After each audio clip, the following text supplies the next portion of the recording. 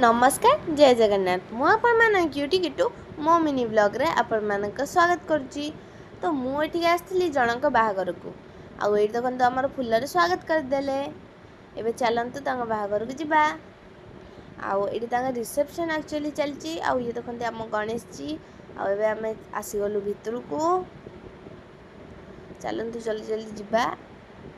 आउ मो सांग मत देखाई जाइला। आउ तापर आम पलैलु दुल्हा और दुल्हन पाखु। ये देखु आम आसिक दुल्हा और दुल्हन पाखे पहुँची गलु। चलतु पाखे जाकि फोटो उठे दबा। तो दुल्हा और दुल्हन तो केते ब्यूटीफुल देखा जाउछंती, पूरा मैच मेड इन हेवन लेखा।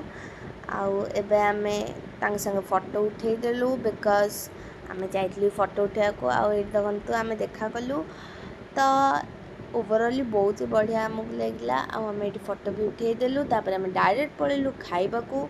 आउ ये देखु आम प्लेट्स थुआई आम खाईदेलु। खाई सारा पर तो गोटे जिनस मोस्ट इम्पोर्टेंट थाए सी हूँ आम मॉकटेल।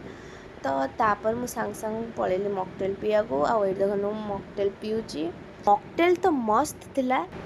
तापर मॉकटेल पी सारा पर आम फेरी गलु घर को। तो एबे मु चलली आम घर को। तो देखा नेक्स्ट मिनी ब्लॉग रे। से जाए bye bye, love you all.